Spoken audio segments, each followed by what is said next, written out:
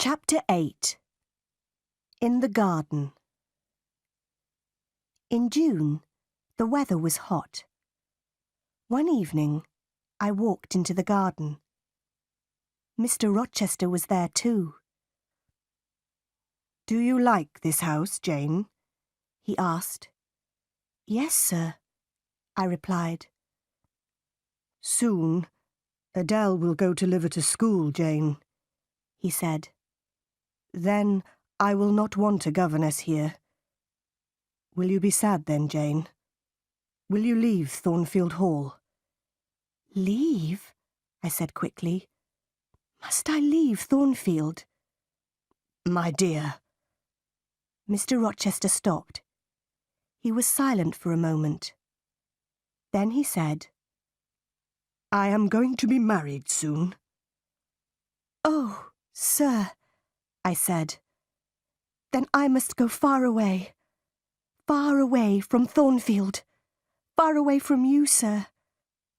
I started to cry. "I will always remember you, Jane," Mr. Rochester said. "Will you forget me?" "No, sir," I replied. "I will never forget you. I don't want to leave Thornfield, sir. I don't want to leave you." "Don't leave, Jane," Mr. Rochester said. "Stay here." He smiled at me. "I must not stay here, sir," I said. "You are going to marry Miss Ingram. I am poor. I do not have a pretty face. But I have a heart. It is a loving heart, sir." "Jane, I am not going to marry Miss Ingram," Mr. Rochester said. "She is rich. She is beautiful. You are poor. You are not beautiful. But I want to marry you. Will you marry me, Jane?" For a moment, I could not speak. At last, I asked, "Do you love me, sir?" "I do," he replied. "Then, sir, I will marry you," I said. And Mr. Rochester kissed me. "My dearest Jane," he said, "nothing can stop our marriage now. We will be married in a month, Jane." We kissed again. Then I said good night, and I went into the house. I went upstairs to my room. Later, I remembered my Uncle John Eyre's letter.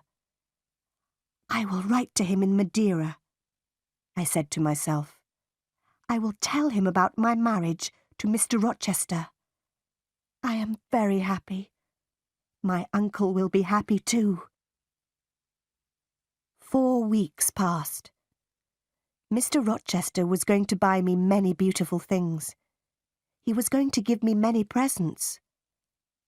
But I did not want these things. "No, Edward," I said. "I am not beautiful. I don't want beautiful things. I want you, Edward." It was the month of July. 2 days before our wedding day, Mr. Rochester went away. "I will return tomorrow," he said. "I love you, Jane."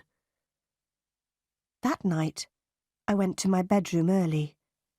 My wedding dress and my wedding veil were in my room. I looked at them.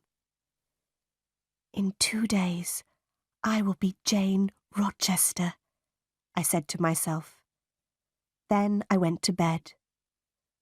But I did not sleep well.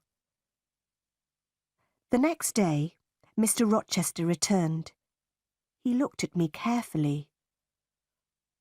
"What is wrong, Jane?" he asked.